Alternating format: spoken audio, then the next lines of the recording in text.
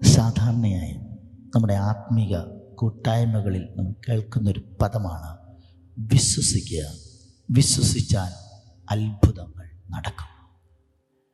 മർക്കോസിന്റെ സുവിശേഷം 11-ാം അധ്യായം 23-ാം വാക്യത്തിൽ ആരെങ്കിലും തൻ്റെ ഹൃദയത്തിൽ സംശയിക്കാതെ താൻ പറയുന്നത് സംഭവിക്കുമെന്ന് വിശ്വസിച്ചുകൊണ്ട് ഈ മലയോട് ചെന്ന് കടലിൽ ചാടിപ്പോകുക എന്ന് പറഞ്ഞാൽ അത് അതുപോലെ തന്നെ സംഭവിക്കും. വിശ്വാസം ബൈബിളിൻ്റെ ഏറ്റവും അടിസ്ഥാനപരമായ ഒരു സത്യമാണ്. വിശ്വാസമാണ് എല്ലാറ്റിനെയും നിയന്ത്രിക്കുന്നത്.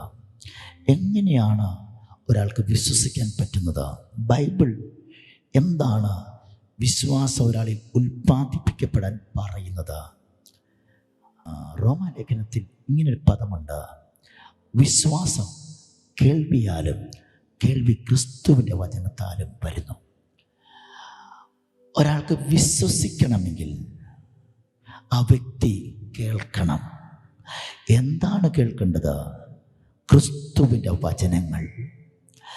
വിശ്വാസത്തിന് അതും ഇതും കേട്ടാൽ ഒരിക്കലും വിശ്വാസം വളരത്തില്ല, വിശ്വാസം വർദ്ധിക്കത്തില്ല. ആവർത്തിച്ച് ആവർത്തിച്ച് ആവർത്തിച്ച് കേൾക്കേണ്ടത് ക്രിസ്തുവിൻ്റെ വചനങ്ങളാണ്.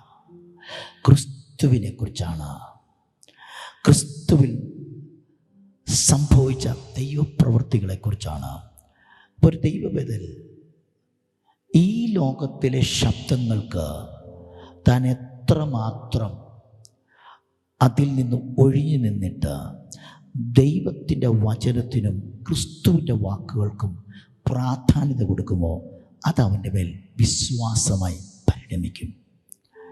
വിശ്വാസം ഒരാളിൽ നിറഞ്ഞാൽ, ബൈബിൾ ഇങ്ങനെ പറയുന്നു, ഹൃദയം നിറഞ്ഞ് കവിയുന്നത് വായി പ്രസ്താവിക്കുന്നു.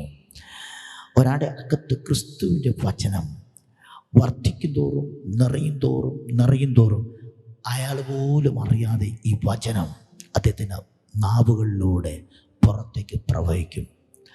വിശ്വാസം നിറഞ്ഞ ഹൃദയത്തിനകത്തുനിന്ന് വരുന്ന വാക്കുകൾ അത്ഭുതങ്ങൾ സൃഷ്ടിക്കും.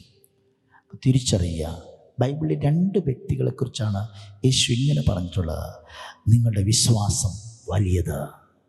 അതിലൊരാൾ ശതാധിപനാണ്, ഒരാൾ കനാന്യ സ്ത്രീയാണ്. അവരെ നോക്കിയിട്ട് പറഞ്ഞു, സ്ത്രീയെ, നിൻ്റെ വിശ്വാസം വലിയത്, നിൻ്റെ ഇഷ്ടം പോലെ നിനക്ക് ഭവിക്കട്ടെ. ശതാധിപനെ നോക്കി പറഞ്ഞു, ആ മനുഷ്യൻ്റെ വിശ്വാസം വലിയത്. അപ്പോൾ തിരിച്ചറിയാം, വിശ്വാസത്തിന് അളവുകളുണ്ട്.